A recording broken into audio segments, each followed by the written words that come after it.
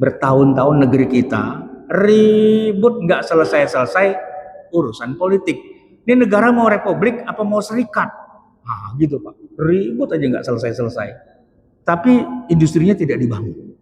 Penganggurannya ya pasti banyak banget Pak. Ya kan? Makanya coba kita perhatikan Jepang gitu Pak. Di sana orang kalau mau bikin ormas itu susah Pak, nyari anggota. Kenapa? Orang nggak ada yang mau ikut jadi ormas. Orang gua kerja tiap hari, ngapain gua rapat ormas gitu kan? Nggak ada Pak di Jepang tuh NU gitu, Muhammadiyah gitu, apa Karang Taruna, nggak ada. Orang semua kerja, punya kerjaan. Dan karena mereka kerja, ya mereka punya duit. Daya beli mereka tinggi. Kemakmuran itu luar biasa, ya kan? Bahkan sampai sekarang kan, teman-teman saya pada kuliah ke Jepang. Tahu di sana kalau orang punya istri itu dikasih duit sama negara. Dan kalau punya bayi dibantu sama negara, melahirkan, uang susu dan sebagainya. Pulang Pak dia ke Indonesia kawin dulu, bawa bininya ke sono karena hidupnya dijamin oleh negara. Saking makmurnya. Yeah. Nah ini luar biasa Pak. Sementara kita di sini begitu kita merdeka, kita nggak ngapa-ngapain. Itu sawah ladang yang udah dibikin sama Belanda bertahun-tahun, mereka bangun saluran airnya, mereka bikin bendungannya, sama kita cuekin aja pada mangkrak gitu Pak. Sawah-sawahnya pada puso, kagak diurus, jalanannya kagak diurus, apalagi rel keretanya diaspal dan seterusnya. Jadi lumbung emas kita itu tiba-tiba saja hilang.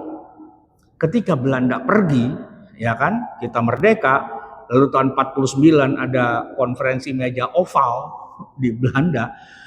Iya, kita sih secara tidak langsungnya bahagia ya, sudah nggak ada penjajah. Tapi kita juga kaget, ternyata negeri kita yang katanya kaya nggak memberikan kita apa-apa. Kita terbuai dengan lagunya Kus Plus yang mengatakan orang bilang tanah kita tanah surga, tongkat kayu dan batu jadi tanaman. Mana hasilnya? Kagak ada. Dikira itu yang namanya hasil tanaman itu muncul sendiri gitu Pak, kayak buah-buah di surga. Ya enggak lah, ditanam. Nah kalau nggak ditanam mana bisa panen? Enggak.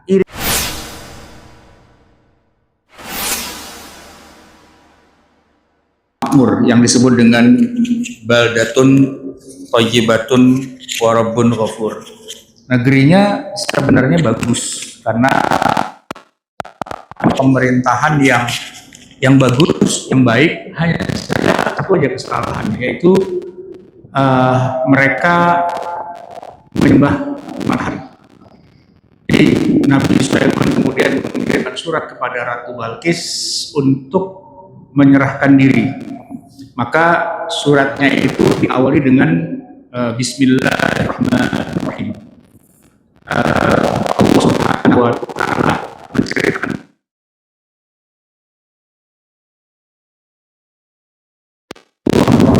Sulaiman alaihissalam meminta kepada Ratu Balkis untuk masuk Islam. Diawali dari ayat yang ke-29. Qalat ya ayyuhal mala'u inni ulqiya ilayya kitabun karim. Qalat ya ayyuhal mala', dia Ratu Balkis berkata, ayyuhal mala', wahai para pembesar, bila dengar atau rapat dengar pendapat DPR-nya, inni ulqiya ilayya kitabun karim. Sesungguhnya telah diberikan kepada aku sebuah surat yang karim. Karim berarti mulia, yang penting. Innahu min Sulaiman. Ini itu Sulaiman.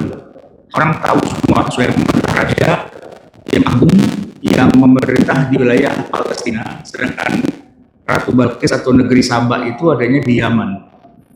Innahu min Sulaiman wa innahu bismillahirrahmanirrahim.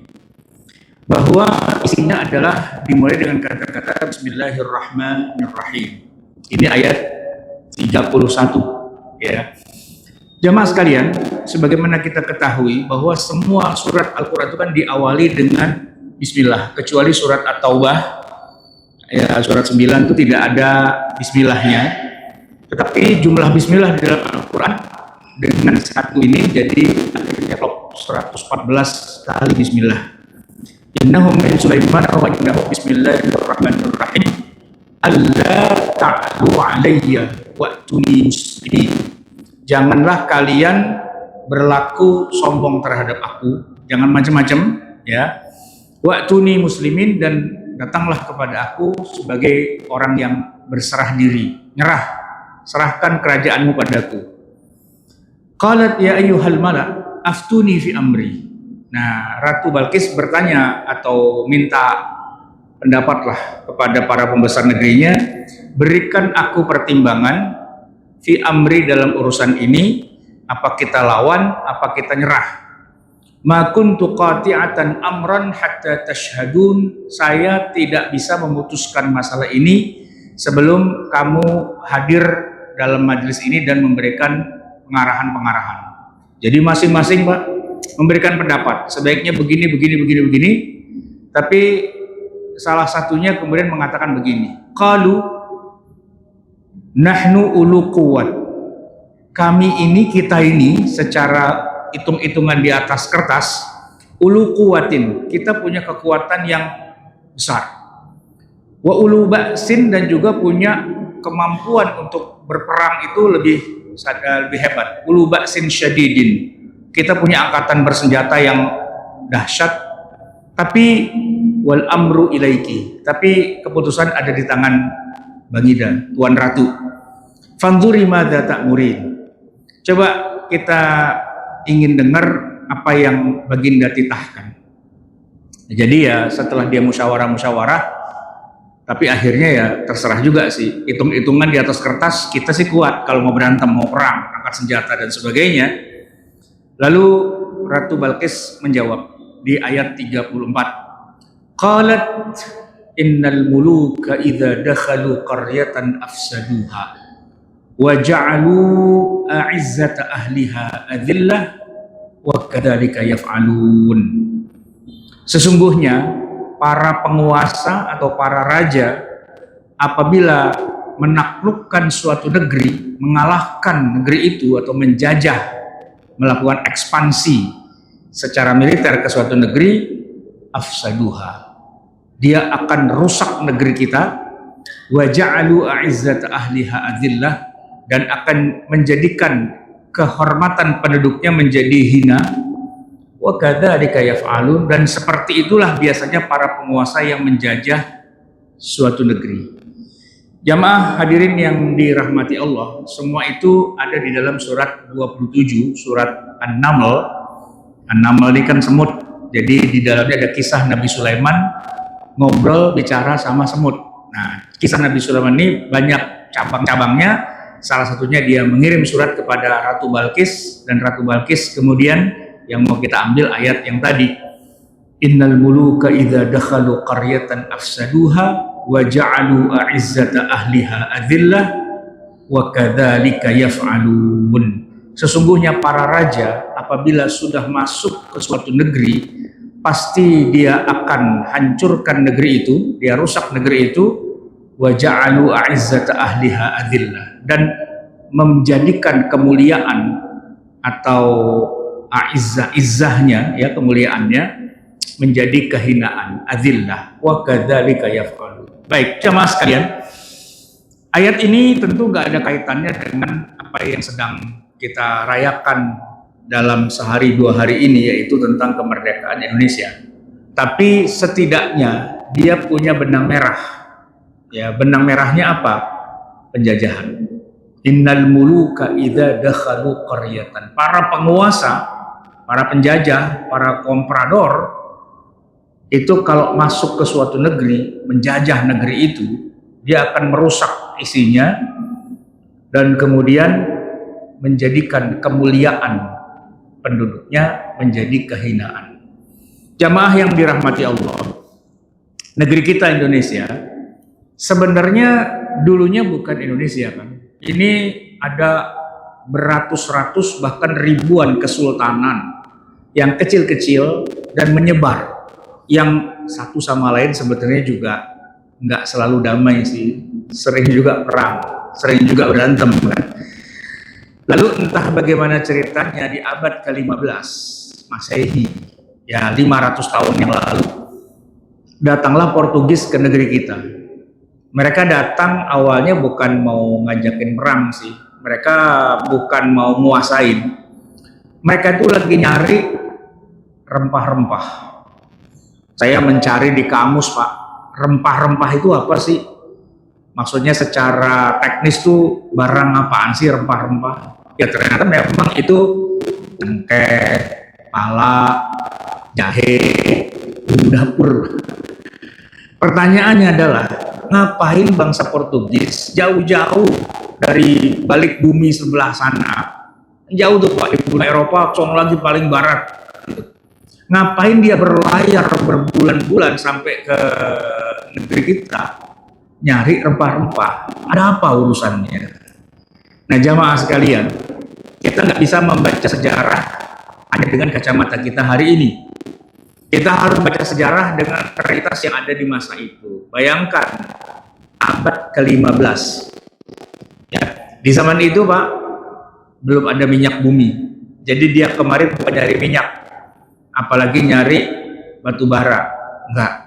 Orang zaman segitu belum menjadikan minyak bumi, batu bara, gas alam itu sebagai kekayaan. Bahkan emas sekalipun juga enggak terlalu juga. Tapi kenapa kok mereka cari rempah-rempah?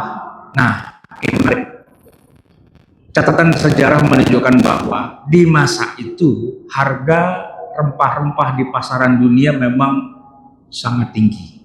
Sangat tinggi. Jadi kalau misalnya kita nanam cengkeh gitu Pak, ya itu memang dibutuhkan orang di mana-mana di seluruh dunia. Kira-kira nih Pak, kira-kira orang nanam daun ganja gitu Pak. Daun ganja, ya kan? Ya itu terlarang sih, tapi harganya mahal. Maka kalau orang misal kata nih ya, mau bikin peternakan pertanian yang untungnya gede banget, nanam ganja, gitu ya. Tetapi di masa itu bukan ganja sih, ya itu tadi rempah-rempah. Harganya tinggi sekali di pasaran dunia, dan itulah yang membawa para pelayar pelaut dari Eropa, wabil khusus Portugis, sampai ke negeri kita. Ngapain? Ya nyari barang dagangan. Itu dia mau jual lagi di pasar internasional dengan harga yang luar biasa besar, dan mereka bisa dapat untung gede. Cuman ya tadi itu, yang namanya pelayar, ya, mereka kan berlayar berbulan-bulan. Seringkali mereka tuh dirampok Pak, dibajak, ya di begal itu kan nggak cuma di darat, di laut juga ada. Oleh karena itu biasanya kapal-kapal pedagang itu juga dikawal dengan tentara. Biar kalau ada apa-apa, bajak lautnya berhadapan dengan tentara. Dan tentaranya memang tentara beneran, militer gitu ya. Jadi ya perjalanan kafilah dagangnya mereka pastinya aman. Nah dengan kekuatan militer yang luar biasa kuat itulah, maka kapal-kapal layar pedagang Portugis itu bisa mendarat di negeri kita dengan aman. Bahkan lama-lama muncul sifat tamaknya.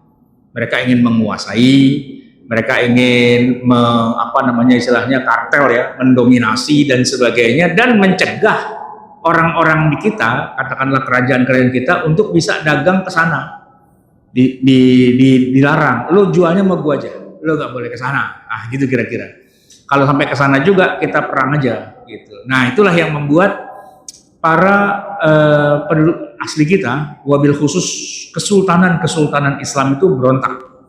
Nggak bisa dong, masa lo yang kuasain? Nggak bisa. Ini kan barang-barang kita mau jual juga ke luar negeri, kenapa kalian yang memonopoli gitu kan? Nah, terjadilah keributan.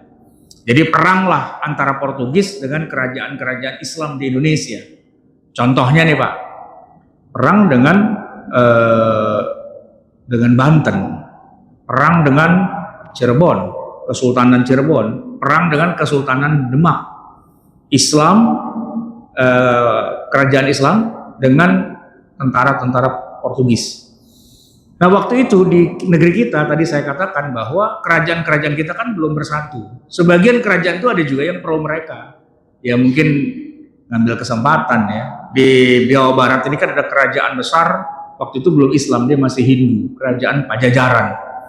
Nah maka Pajajaran itu pro dengan Portugis, sementara yang lainnya itu anti dengan Portugis. Pecahlah perang besar yang melahirkan kota Jakarta, ya pelabuhan Sunda Kelapa. Jadi itu awal mula penjajahan, ya. Negeri kita kaya dengan hasil bumi, khususnya rempah-rempah yang harganya selangit di dunia.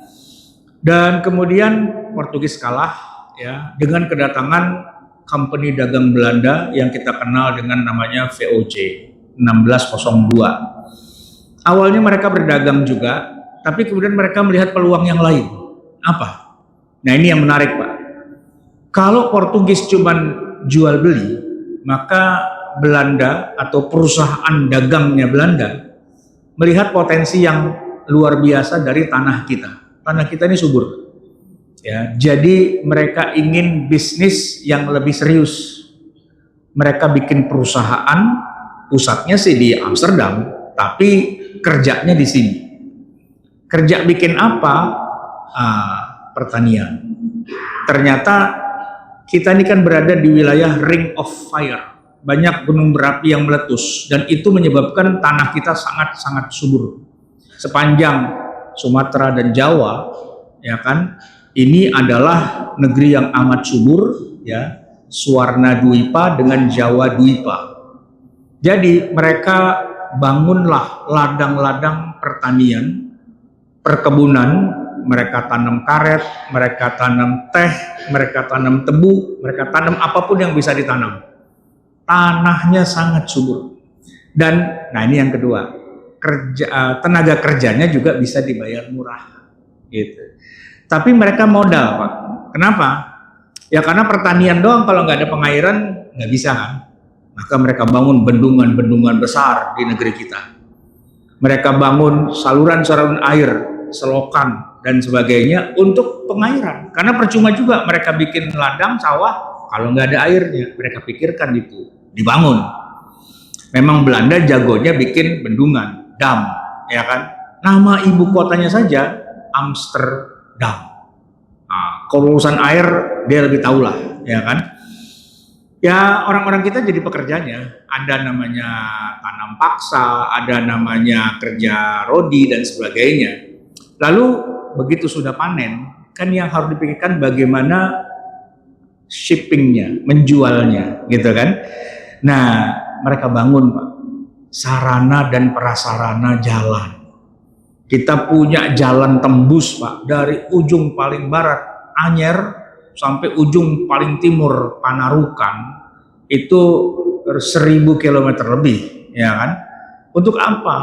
Ya untuk transportasi, khususnya mengangkut hasil bumi. Dan gak cukup cuman itu, mereka juga di atas gunung-gunung di mana mereka bangun jaringan rel kereta api. Jadi kita punya Pak di Indonesia, di Jawa ini khususnya jalan Trans Jawa sekarang jadi tol itu ya. Nah dulu kan Pantura, pantai utara gitu ya. Lalu mereka juga punya jalur kereta api Jakarta, Bandung, Bogor, ya kan, sampai ke Cirebon, sampai ke Purwokerto, sampai ke Jogja, sampai ke Madiun, Solo, sampai Surabaya. Ada jaringan kereta api. Buat apa? Ya buat mengangkut hasil bumi kita, gitu. Dan memang hasilnya luar biasa. Negeri Belanda itu kaya raya kerajaan mereka. Dari mana? Dari hasil bumi kita. Tapi ingat Pak, mereka datang ke sini bukan tinggal ngangkut, enggak. Mereka nanam dulu. Dan mereka bangun bendungan, saluran air, mereka bangun jalan, mereka bangun rel kereta api, mereka bangun sistem transportasi yang kemudian hasilnya diangkut ke Eropa, ya duitnya buat mereka, gitu ya. Nah itulah yang namanya penjajahan ala company, ya VOC. Kita menyebutnya company Belanda. Ya memang perusahaan, bukan atas nama negara. Cuman akhirnya VOC bubar. Nah, barulah kerajaan Belanda mengambil alih. Kenapa? Duit, Pak. Gede banget itu, ya kan? Nah, diambil alih oleh tentara Belanda. Ya, pemerintah Belanda kemudian secara resmi sah gitu ya. Kan mereka ngerti hukum. Ini jadi wilayah jajahannya mereka dan luas sekali. Ya kan, ini meliputi 17.000 pulau ya dan 1.200 kesultanan dengan 700 bahasa yang berbeda-beda, satu wilayah yang sangat luas ya. Kalau Bung Karno dulu kan menyebutkan dari Sabang sampai Merauke, kalau kita sekarang menyebutnya begini Pak, dari ujung barat Aceh itu sampai ujung Papua kalau kita naik jet, pesawat jet itu tidak kurang dari 7 jam lamanya, non-stop 7 jam, bahkan bisa sampai 8 jam. Kalau kita naik dari Jakarta ke arah barat, itu udah dikit lagi Mekah itu Pak. Sejauh-jauh itu negeri kita. Ya bukan negeri kita, jajahannya Belanda. Ya kan? Dengan tempat seluas itu mereka tanam karet, mereka tanam sawit, mereka tanam apa, tanam semua, dan hasilnya luar biasa. Nah, sampailah kita pada pintu gerbang kemerdekaan, ya. Kita merdeka, Pak. Seneng banget kita merdeka. Salah satunya karena kita termasuk pelopor dari semua negeri Islam yang dijajah oleh bangsa Barat. Indonesia itu hitungannya termasuk yang paling awal. Mesir belum merdeka, Pakistan juga belum, yang lain-lain juga belum. Makanya begitu kita merdeka, yang ngasih selamat banyak dengan harapan kita menyusul gitu. Dan presiden kita Bung Karno ya dibilang paling senior lah di antara semua negeri-negeri Islam yang lain. Makanya ketika dia membangun konferensi Asia Afrika, ya, membuat gerakan non-blok, ya kan, nah, itu pengikutnya cukup banyak karena mereka mengekor di belakang kita. Dan alhamdulillah sampai hari ini sudah kita merayakan yang ke-81. 81 tahun Pak, bukan umur yang muda. Kalau manusia itu udah aki-aki Pak. Ya, dan di antara kita sekarang boleh jadi susah cari orang yang melihat langsung Bung Karno baca naskah proklamasi kan. Kapan dia baca? Kan 19 tahun 45. Kalau dia lahir tahun 40 aja Pak, masih 5 tahun dia. Agak mungkin dia bisa cerita. 5 tahun cerita apa? Mungkin kalau dia lahir tahun 30 gitu ya. Nah tahun 45 dia umur 15. Boleh dari cerita, oh itu Bung Karno begini ya kan. Tapi dia lahir tahun 30. Sekarang tahun 2026. Berarti kan 4 tahun lagi dia ulang tahun yang ke-100 gitu kan. Dan hampir tidak ada orang yang masih hidup hari ini. Artinya jarak dari sejak kita merdeka tahun 45 sampai hari ini itu sudah terlalu jauh, sudah 81 tahun. Logikanya Pak, kalau kita merdeka itu harusnya kita sudah jadi negara maju, jadi negara yang makmur, jadi negara yang berdaulat dalam arti ya sudah menjadi leader. Karena kita pertama kali Pak, kita pertama kali yang merdeka. Tapi kenapa kok kita masih rasanya gini-gini saja? Balik lagi kepada perkataan Ratu Balkis. Innal muluka idza dakhalu qaryatan afsaduha. Negeri itu dirusak sama dia. Wa ja'alu a'izzata ahliha adillah. Mentalitas negeri yang terjajah itu, rakyatnya itu adillah, rendah, tidak punya mental untuk maju. Nah, rasa-rasanya yang disebut oleh Ratu Balkis itu kayaknya kita, kayaknya. Walaupun belum tentu ya, banyak juga negeri yang belangsak juga kayak kita, ya. Dalam arti ya hancur gitu negaranya, dijajah dan sebagainya, tapi dia bangkit. Nah, jamaah sekalian, saya ingin mengajak kita berkaca kepada negeri-negeri sebelahan kita, dekat-dekat kita ya. Kita mulai dari Jepang. Jepang itu memang dosa Pak, dia ngejajah kita 3,5 tahun ya. Syukurin di bom atom negaranya Pak. Tentaranya pulang kampung semua, negaranya hancur, lebur gitu kan. Harusnya Jepang kayak kita Pak, negaranya miskin, negaranya tidak maju, dan negaranya ya hancur lah kayak gitu ya harusnya. Tapi entah bagaimana orang Jepang mentalnya beda sama kita. Negerinya dihancurkan dan mereka berhenti perang. Lalu mereka banting setir untuk membangun negerinya, mengejar semua ketertinggalannya. Yang mereka lakukan adalah mereka punya konsep industrialisasi, membangun industri. Kenapa membangun industri?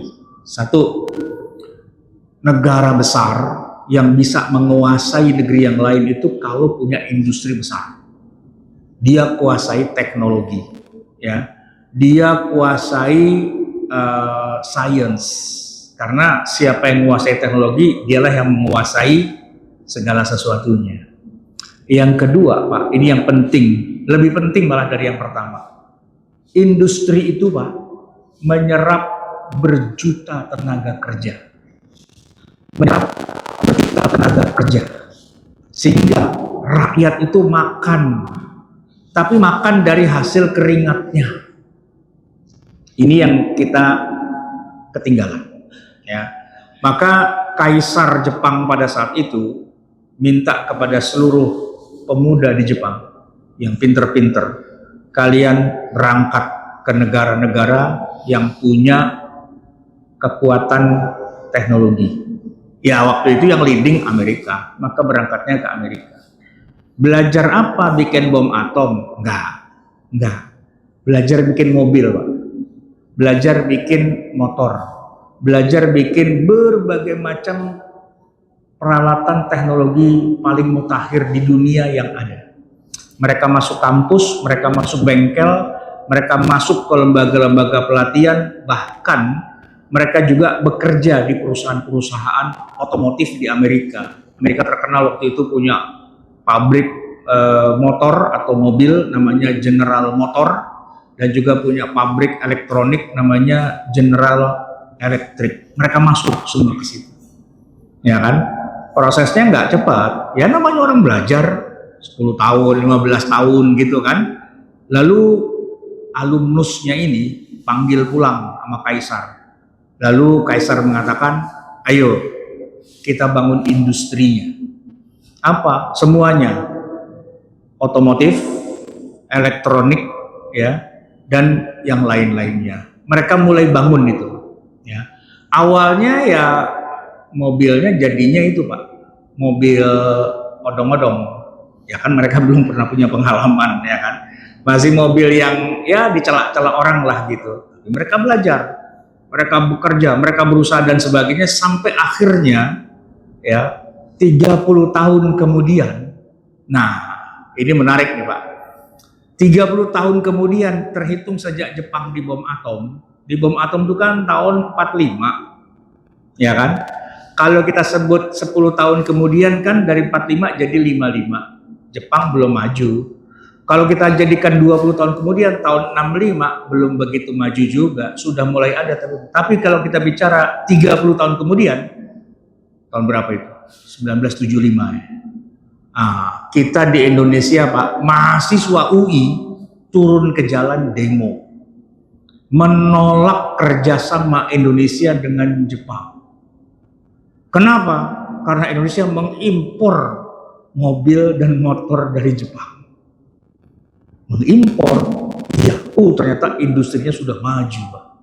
Di tahun 74 itu, Pak, demo peristiwa Malari itu kan anti produk Jepang.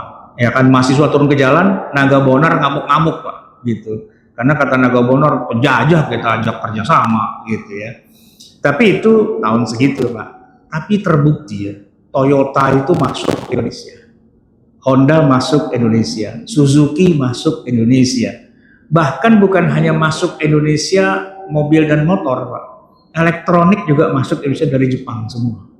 Ya kan, kita mengenal Sony, kita mengenal Toshiba, kita mengenal Sanyo, pompa air di rumah kita, Pak, mereknya macam-macam, tapi kita selalu sebutnya Sanyo, gitu ya kan.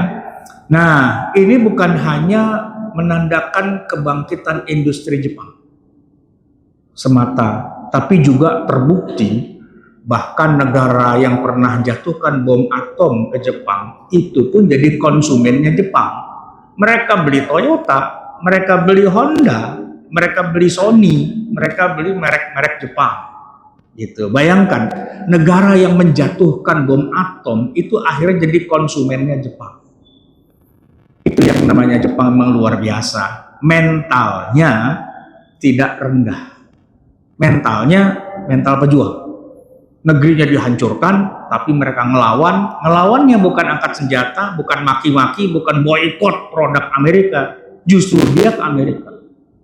Dan dia pelajari, dan dia bawa pulang, dan dia bangun ulang. Dan negeri Amerikanya impor mobil dari Jepang. Ayo kita bandingkan dengan negeri kita, Pak. Waktu Jepang lagi nangis-nangis negerinya dibom atom, kita, Pak, lagi sorak-sorak bergembira. Gembira semua, sudah bebas negeri kita. Kita lagi merayakan kebebasan, Pak. Lagi euforia. Ya, pertanyaannya. Terus kalau udah bebas ngapain? Nah, itu yang jadi masalah, Pak. Kita cuma ribut bebas. Terus kalau udah bebas ngapain? Nggak ngapa-ngapain, cuma tarik tambang aja tiap tahun, ya kan? Cuma balap karung doang gitu, makan kerupuk.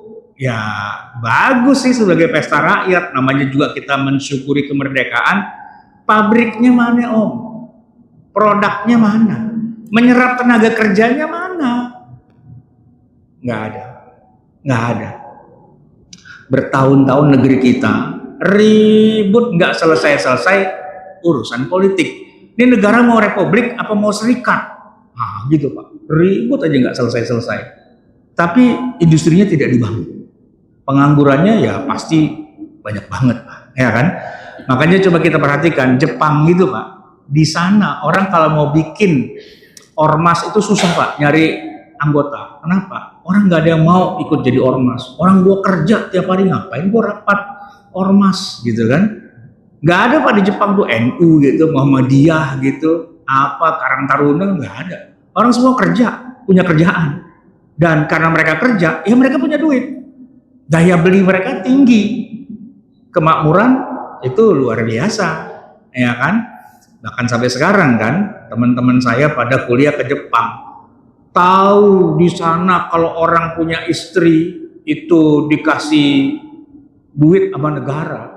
Dan kalau punya bayi dibantu sama negara, melahirkan, uang susu dan sebagainya. Pulang, Pak, dia ke Indonesia kawin dulu, bawa bininya ke sono karena hidupnya dijamin oleh negara. Saking makmurnya. Yeah.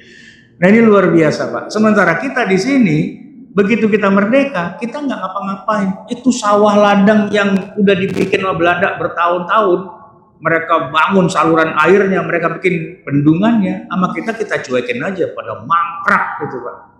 Sawah-sawahnya pada pusuh, kagak diurus, jalanannya kagak diurus, apalagi rel keretanya diaspal dan seterusnya. Jadi lumbung emas kita itu tiba-tiba saja hilang. Ketika Belanda pergi, ya kan, kita merdeka, lalu tahun 49 ada konferensi meja oval di Belanda. Iya, kita sih secara tidak langsungnya bahagia ya, sudah nggak ada penjajah. Tapi kita juga kaget, ternyata negeri kita yang katanya kaya nggak memberikan kita apa-apa. Kita terbuai dengan lagunya Kus Plus yang mengatakan orang bilang tanah kita tanah surga, tongkat kayu dan batu jadi tanaman. Mana hasilnya? Kagak ada.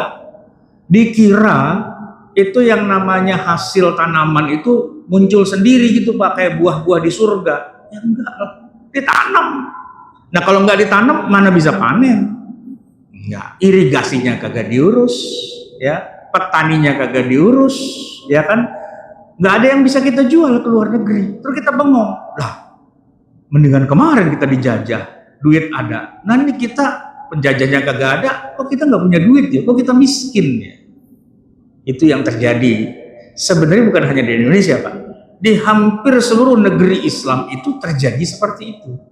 Mereka euforia karena merdeka, mereka girang, bikin lagu kebangsaan, tiap tahun upacara dan sebagainya. Tapi industrinya nggak dibikin, kan penganggurannya terus nambah dan orang miskinnya nambah terus, Pak. Yang dikatakan aliyadul ulia khairun minal yadis sufla nggak terjadi, ya kan? Dan itu sebenarnya juga terjadi pada diri Nabi SAW ketika beliau baru hijrah dari Mekah ke Madinah. Kan problem utamanya bukan apa-apa, pengangguran. Karena ada beribu-ribu sahabat yang lari dari Mekah sampai ke Madinah. Di sana mau ngapain mereka? Mau dagang, kagak ada pasar. juga nggak punya modal. Kalaupun ada pasar, ada modal, daya beli masyarakatnya nggak ada. Dan mereka nggak bisa kerja juga, jobless. Bahkan mereka nggak punya rumah juga, homeless, pada tidur di emperan Masjid Nabawi. Ya kan? Tapi alhamdulillahnya solusinya ketemu, Pak. Apa? Ya, Madinah itu posisinya antara Mekah dengan negeri Syam. Semua pedagang di Mekah pastinya tiap tahun ada ritual ke negeri Syam kan, kita cegat aja. Itulah yang menghasilkan perang Badar, dan perang Badar itu memberikan kekayaan yang sangat besar, dan itulah yang dikelola untuk membangun ekonomi mereka. Memang itu belum era industri ya, tapi kapita yang sebegitu besar dari hasil ghanimah itu menumbuhkan ekonomi di Madinah. Perputaran uang, pasar bertumbuhan, daya beli masyarakat tinggi, dan kemudian para sahabat yang tadinya fuqara wal masakin berubah menjadi orang kaya dan ekonomi berputar. Nah itu sama kasusnya, cuman beda sama kita. Kita ini Pak, udah terbukti negeri kita bisa membangun Eropa. Keren Pak. Belanda itu bisa sekaya itu gara-gara jualan tebunya orang Jawa. Pulau Jawa ini Pak, pulau manis. Ya, kalau ditanam gula, tebu, itu subur banget. Makanya mereka bangun rel kereta, mereka bangun juga jalur kereta kecil namanya lori. Ya kan? Itulah kenapa orang Jawa kalau masak selalu manis. Bikin teh manis, bikin kopi manis. Nyayur Pak, manis juga. Nyambel manis juga. Apaan kayak dah pakai gula. Kacau kan? Nah, manis-manis. Bahkan rendang Padang masuk Jogja berubah jadi manis. Gitu. Kenapa? Karena Pulau Jawa itu pulau tebu. Ya kan? Hasil tebu melimpah di sini. Pabrik gula di mana-mana masih ada sisa-sisanya itu kan. Dan itu Pak, ketika dijual sama Belanda di pasar internasional, bikin Belandanya kaya raya, nggak ketulungan kekayaannya, ya kan?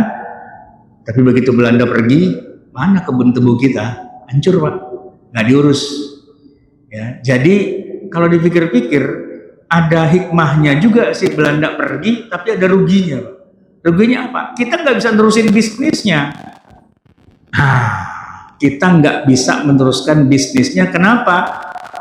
Wa ja'alu a'izzata ahliha adillah.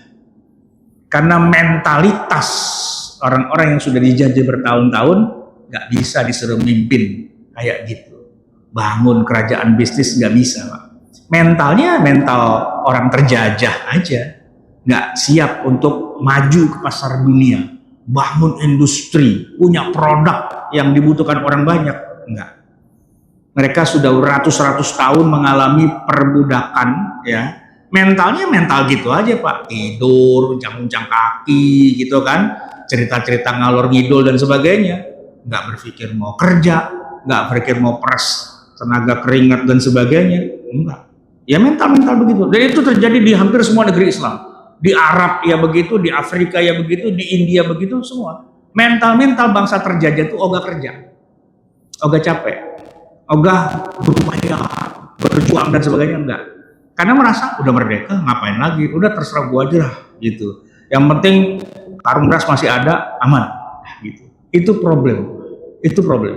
Jadi nggak punya mentalitas untuk maju. Ya walaupun nggak semua, sebagian dari masyarakat kita ada yang sudah maju. Cuma, nah gini, saya ngambil contoh kasus Mesir. Rakyat Mesir itu rakyat yang pinter. Profesor, doktor, insinyur dan sebagainya itu bejibun di Mesir itu Pak, ya kan? Artinya kalau mereka mau menggunakan ilmunya membangun negerinya itu harusnya bisa. Tapi problematikanya adalah yang berkuasa di situ nggak ingin Mesir punya industri, nggak ingin. Jadi sumber daya manusianya, SDM-nya tuh keren-keren. Mereka menguasai teknologi kelas dunia, bahkan teknologi antariksa di Amerika itu kan ada badan antariksa Amerika kan, NASA. Pejabat-pejabat seniornya banyak orang Mesir itu, ya kan? Nah pertanyaannya gini. Lu kan punya banyak orang pinter, kenapa lu nggak bikin sendiri negara lu? Kagak bisa Om. Kenapa? Negara kita perang mulu urusannya, rebutan kekuasaan, ya kan? Nah, itu yang jadi masalah, Pak. Mentalitasnya mentalitas ya kayak gitu, berantem nggak habis-habis setiap waktu, bikin ormas perang, bikin partai ribut, bikin kelompok ini kelompok itu berantem, sesama saudara sendiri, sesama anak bangsa, kayak diadu domba gitu, Pak. Ya kita juga nggak tahu dia ngeributin apa sih pada, tapi ada aja yang bikin ribut, dari pemilu ke pemilu, itu lagi, ya kan? Siapa yang jadi penguasa dimusuhin rame-rame, jungkir salah satunya naik dimusuhin rame-rame lagi, dan begitu aja seterusnya. Ada aja yang dijadikan alasan untuk mencari cacat dan celah si penguasa itu, padahal itu tadinya ya teman-teman mereka sendiri juga. Dan itu ritual kita. Kita lebih suka berpolitik, lebih suka ribut dengan sesama kita, tapi kita nggak suka membangun industri. Dan apa yang terjadi kemudian, negara kita sebenarnya kaya, Pak, ya, karena kan ada pajak ya, APBN kita, itulah yang jadi rebutan. Semua orang pengen jadi PNS, semua orang pengen jadi pejabat. Kenapa? Karena punya hak untuk ngambil, baik secara dilindungi undang-undang atau dengan cara diam-diam lalu ditelikung dari belakang dan habislah. Itu yang disebut dengan korupsi. Hampir semua negeri Islam yang merdeka punya masalah keributan politik dan habis duitnya karena dikorupsi rame-rame. Harusnya mereka nggak melakukan itu. Harusnya mereka bangun industri. Kalau bangun industri, ya udah mau ngapain? Kerja aja. Punya duit, dan nggak harus semua jadi PNS, nggak harus semuanya masuk partai, nggak harus semuanya jadi pejabat negara, nggak harus semuanya jadi koruptor, gitu. Kenapa? Karena duit nggak cuma di satu titik, duit ada di mana-mana. Karena semua industri itu ya menghasilkan pemasukan kan. Nah, merapat di belakang Jepang, kita melihat juga negerinya bukan Islam, negeri kafir itu, Korea. Sama, Pak, langkahnya dengan Jepang. Dia nggak Islam, dia nggak ada maulid Nabi, Pak, tiap tahun, ya kan? Dia nggak sholat juga, nggak pernah wudhu, nggak ada suara azan di sana. Tapi yang dia lakukan kira-kira sama, bangun industri. Kenapa? Rakyatnya jadi makan, rakyatnya jadi pinter, dan kemudian dengan industri mereka bisa dapat uang banyak. Mereka bisa ekspor. Ekspornya keren, Pak, kalau Korea. Mereka bukan hanya ekspor mobil, motor, dan elektronik. Mereka juga bisa ekspor makanan, Pak. Makanan Korea. Bapak datang ke Kokas itu, Pak. Isinya Korea semua. Pertanyaannya, dari mana jelunturungannya orang Indonesia jadi doyan makanan Korea? Dari mana cerita? Drakor, Pak. Drama Korea. Gara-gara nontonnya Korea-Koreaan mulu, ya kan? Dan adegannya selalu di restoran. Dan kalau lagi makan, wah kelihatan enak banget, Pak. Jadi jadi pengen. Di Kokas ada. Pada kesono, pada makan, Pak, gitu. Itulah yang membuat nasi kebuli kita gagal laku. Nasi ulam, nasi uduk gagal laku. Gen Z kagak makan begituan, Pak. Gen Z yang maunya Korea. Karena yang dilihat itu. Jadi serbuan industrialisasi Korea itu bukan hanya mobil, motor, dan barang elektronik, tapi dia punya film. Dia punya gaya hidup anak remaja, K-pop. Yang itu kemudian kita ada bergantung itu ke sana semua. Itu merapat di belakang Jepang.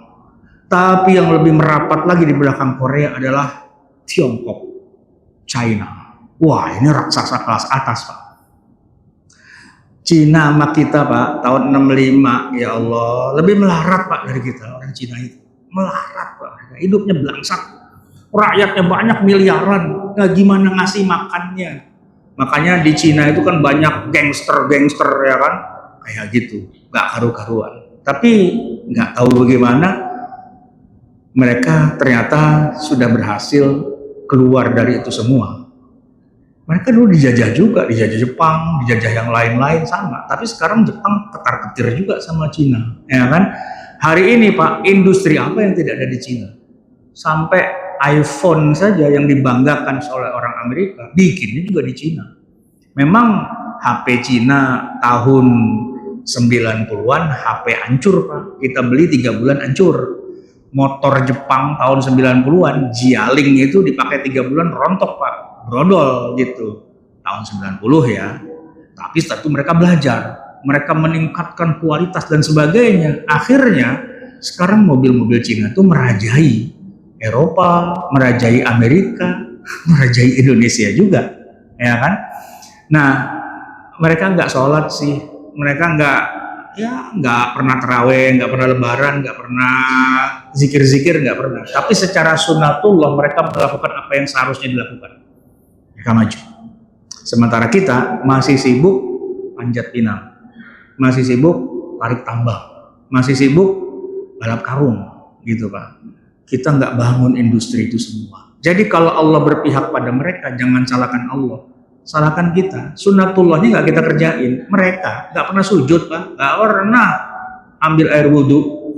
Tapi kenapa kok mereka dapat kemajuan kayak gitu ya? Padahal kerenya bareng kemarin Pak, kerenya bareng. Tapi kenapa mereka udah maju segitu, kita masih gini-gini aja? Nah itulah kata Ratu Balkis. Innal muluka idza dakhalu qaryatan afsaduha wa ja'alu a'izzata ahliha adillah. Menjadikan mentalitas kita itu nggak siap menghadapi zaman. Kita lebih suka berantem dengan saudara sendiri, rebutan warisan, ya kan, rebutan masjid, rebutan pesantren, rebutan majlis taklim, gitu ya. Hal-hal yang konyol-konyol aja yang kita kerjain Pak. Tapi membangun industri itu nggak ada di negeri kita. Ya, itulah kemudian akhirnya kita ketinggalan jauh. Ya, semoga kita berdoa kita bisa merapat di belakang Jepang, di belakang Korea, di belakang Cina, berikutnya Indonesia gitu Pak. Harusnya, ya kan, sampai menjadi kekuatan besar yang diperhitungkan. Tapi ada syaratnya Pak. Apa? Mentalnya harus diganti Pak. Mentalnya harus kembali kepada izzah, punya izzah yang kuat, bukan jadi orang yang azillah, yang lemah mentalnya. Semoga Allah Subhanahu wa taala memberikan kemudahan pada kita dan keberkahan pada negeri kita, dan Allah menjadikan kita umatnya yang bersatu, yang bersaudara, yang kuat dalam membangun ekonominya dan bisa memberikan solusi menjadi rahmatan lil alamin. Aqulu qouli hadza wa astaghfirullahaladzim li wa lakum, billahi taufiq wal hidayah wa la minkum. Assalamualaikum warahmatullahi wabarakatuh.